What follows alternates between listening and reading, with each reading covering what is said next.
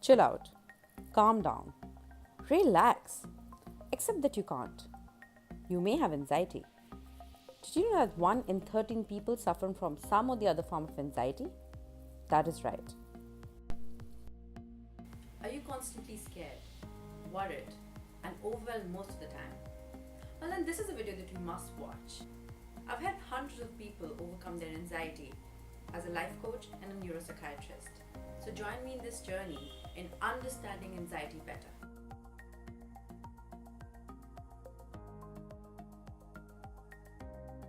We're talking about anxiety this week, so keep tuned in and watch 5 minutes of mind wellness. And today we talk about absolute basics about anxiety. I'm talking about some questions that I get asked about anxiety on a very daily basis in my professional field. So let's start. What is anxiety? Now, this is the most commonly asked question, and I believe that if you can understand what anxiety is in simple words, then you will be able to understand that you are suffering from it. Anxiety is a neurochemical reaction to stress. So it's your body and mind telling you to slow down a little bit. Why does it happen? Anxiety happens because of a neurochemical change.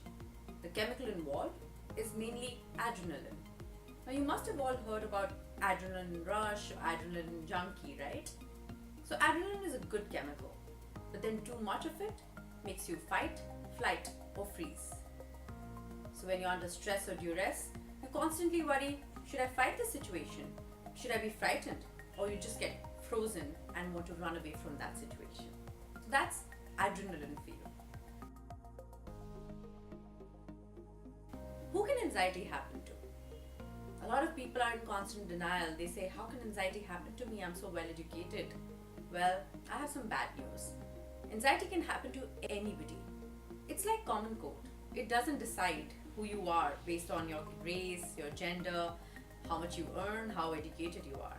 It literally can happen to me, to you, and to the next person sitting next to you. So, where do you see anxiety more?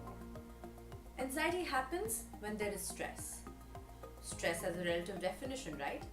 For me, exams may be stressful. For you, perhaps a relationship may be stressful. For some people, getting married is stressful, whereas for some, getting divorced is more stressful. Similarly, if a boss yells at you, that is stressful. It just depends upon your definition of stress.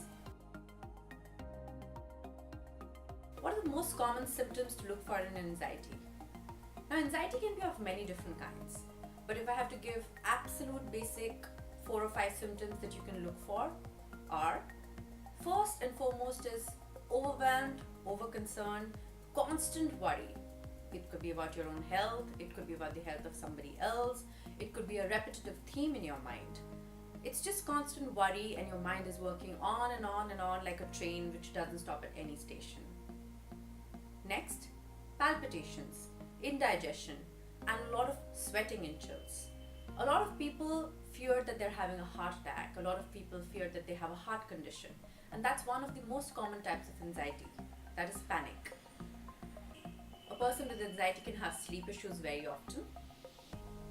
Fear or phobia, being scared of a particular situation or just being constantly scared of all situations is another common symptom of anxiety. And finally, when all these things start interfering with your day-to-day functioning, you can't meet your friends anymore, you can't work anymore, you can't study anymore. That's when you must seek help. So that was 5 minutes of Mind Wellness Anxiety Week for you. I'm sure that you have a lot of more questions about anxiety, and this was an absolute basic tutorial. So stay tuned for watching more videos, for which you can subscribe to our YouTube channel.